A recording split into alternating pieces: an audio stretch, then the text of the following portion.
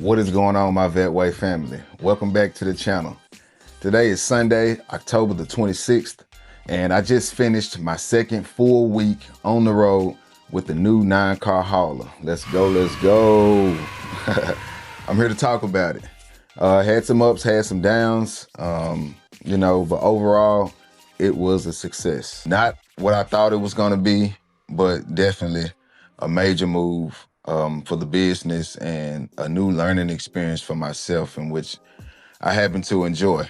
So if you stick around to the end of this video, I'm gonna also be dropping some tips, specifically some of the things that I did to meet and sustain reliable customers over the past 4, almost 5 years that I've been doing this. So stick around to the end, I'll drop those tips. Let's get into the video. Man, it's funny how you try and do everything you can possible to make sure your shit's always squared away. It always seems to be a problem.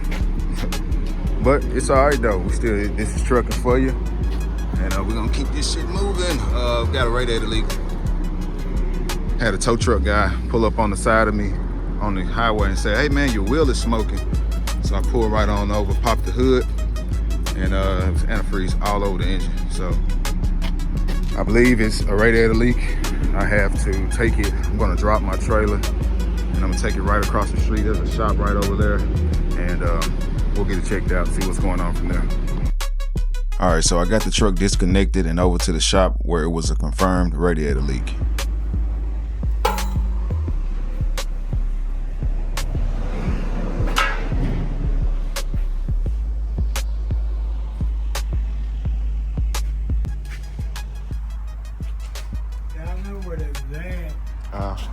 That's 93 exit. Oh yeah, Law Road. Yeah. Yes, sir.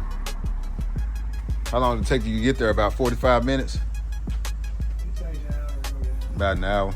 Yeah. So they got the new radiator in, and it turns out that this one is a different size than this one. So just got the part number off of this one. I'm gonna call Peterbilt and try and get the right one. All right, here I am. Middle of nowhere. Truck is at the shop next door. There's a speedway across the street, and I'm sleeping at this little janky motel tonight because they weren't able to finish the truck today because they had the wrong radiator, and part of my load parked across the street. It may be gone for the day. Yep, the doors are closed. They're gone already. Good morning, everybody. I'm still here in the middle of nowhere. The guys just got to the shop. I hadn't even been over there yet. But I slept in this Roach Motel last night. And I had terrible sleep last night. There was some gentleman in the room next to me that just kept coughing uncontrollably. So I couldn't really sleep. And yeah, so we're just waiting. So finally, they had gotten the right radiator in and they gotten everything installed, and we're putting it back together. So mind you, I had got stuck at 9 a.m. on a Friday morning, and at this point, it was about 2 p.m. on a Saturday afternoon. So I had already been there over 24 hours. I was over it, just ready to get gone.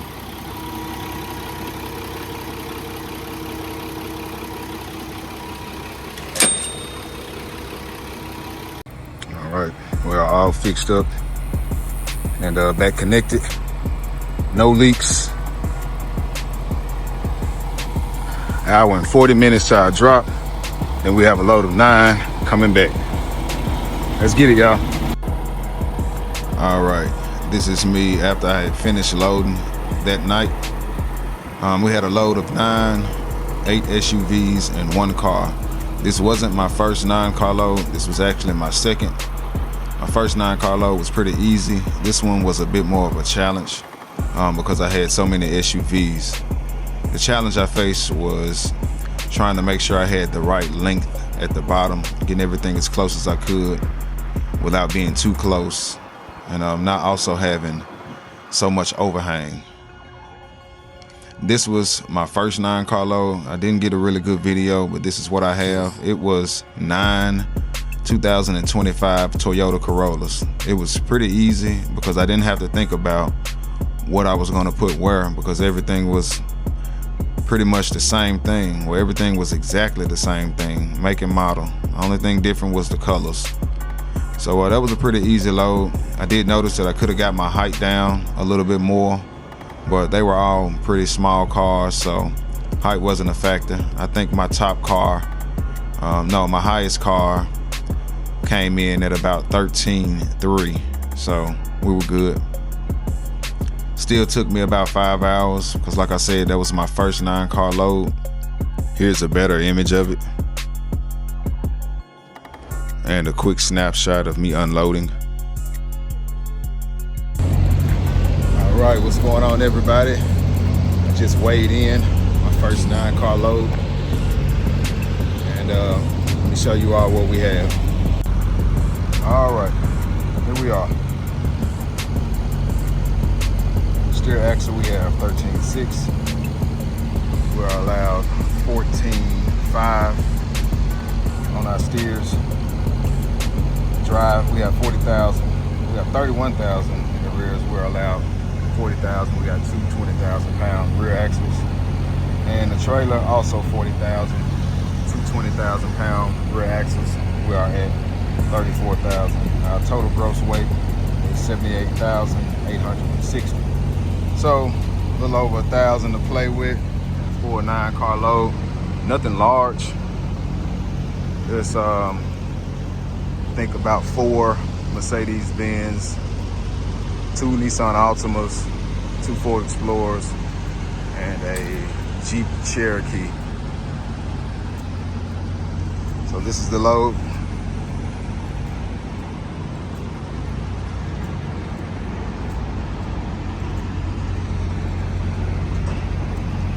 Again, the ticket, 78,000.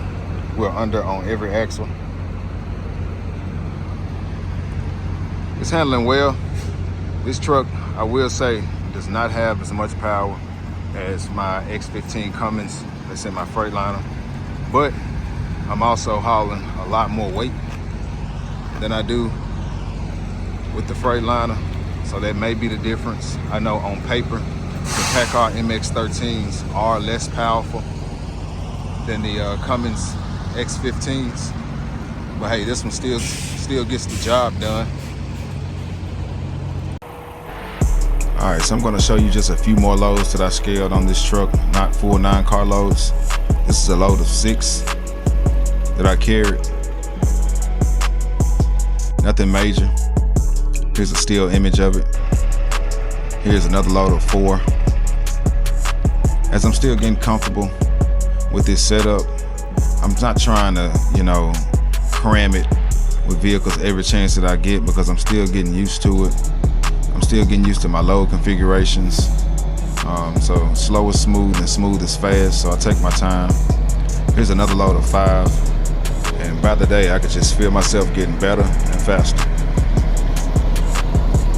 All right, for those tips and those tricks that I mentioned earlier in the video about getting good customers and retaining customers as a new hauler. First, I'm gonna start with how I did it, all right?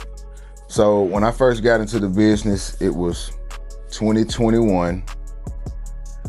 The load board was just booming with cars. We were in a bubble. A lot of people had money. A lot of people were buying cars. Freight was moving. Everything was moving. So when I got into the business, there was a lot of business, but there was also a lot of competitors because everyone seemingly wanted to do the same thing. But hindsight, I ended up meeting a whole lot of people just doing a whole lot of business when I first started. So just through, doing business over the years, a lot of people started to just fall off the wayside because they couldn't sustain the cost of business, the cost of trucking. They weren't managing their finances correctly in order to be prepared for expenses that come up in trucking, like breakdowns, insurance renewals, insurance increases, things like that. They weren't prepared for those things. So a lot of people ended up falling off the wayside. but I never did. Vetway was always there. Vetway remained consistent. Vetway remained reliable throughout the duration of the peak and the drop. So that was the main thing I did to really get my name out there, was just be consistent. You know, it took me sometimes years to get certain people to stop posting their loads on the load board and to just send them directly to me, because I run that lane. I get them all the time, you know, and consistency got me there, you know, just being reliable. It was one time where a broker had posted a load on the load board for a very cheap price. I requested a higher price. They refused. No one would pick the load for, you know, that set price. So long story short, they ended up sending it to me for the higher price.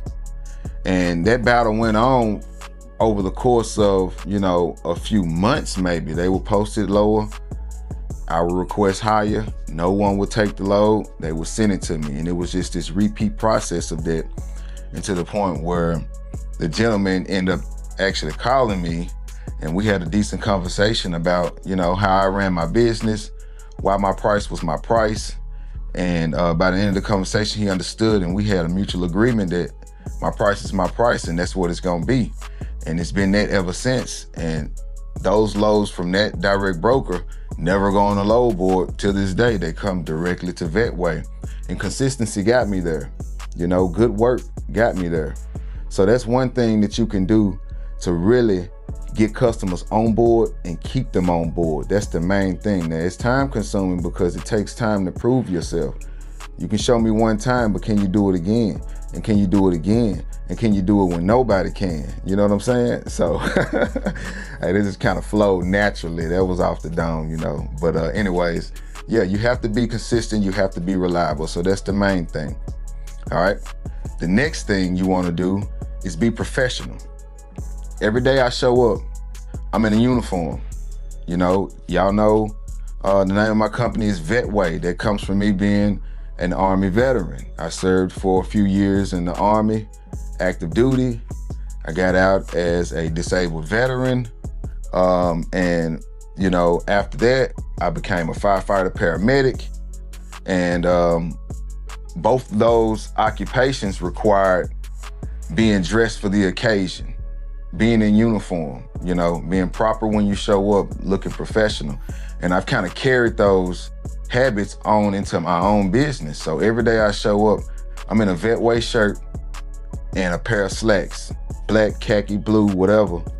But I wear, if you look in my closet, it's like a cartoon character. It's the same thing over and over and over again, because I spend a lot of time at work. So every day I'm at work, I'm in uniform. So, you know, I have to look the same every time I show up. I be professional. So when they look at me, I'm a one man, one truck, well, two trucks and two trailers now. Let's get it. But when they look at me and they see Vetway, they think this is major. Vetway, it sounds professional. He looks professional. This guy it has to be 10 or 12 or 15 trucks on the road. And that's always their assumption until they talk to me and they just understand, you know, I'm small, but I'm about my business. Now, we have plans of growth for sure, but right now we still small and we taking care of business. So look professional, look the part, you know, keep up your hygiene. You know, we out here working, we walk a lot. In them summers, you get sweaty. Don't be out here stanky in these cars and you walk into these dealerships and you smell like a bag of ass. You know, that's not good. You can't do that. You know, keep your hair cut, keep your beard trimmed. You know, I get a little scruff McGruff every now and then, but for the most part, I'm trim. When I'm at work, I'm trim. You know what I'm saying? I keep my equipment clean as much as I possibly can.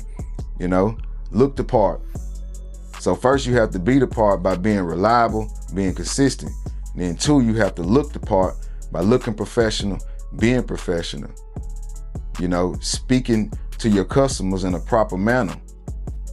Everybody don't want to kick it. You know, everybody don't want to kick shit with you and talk noise with you. You know, I do try to build a personal relationship and understand, you know, with my customers that I'm human too, so we can laugh and have some jokes, but for the most part, it's business. It's business over everything. When I'm on the phone, I'm talking business, you know? So, yeah, that's that. So those are two major things that you can do to get customers and retain customers in the business of car hauling. Now, they may seem simple, but those are like your building blocks, your foundation to the pyramid that you need to get to the top. So, tips and tricks from Vetway. I see y'all.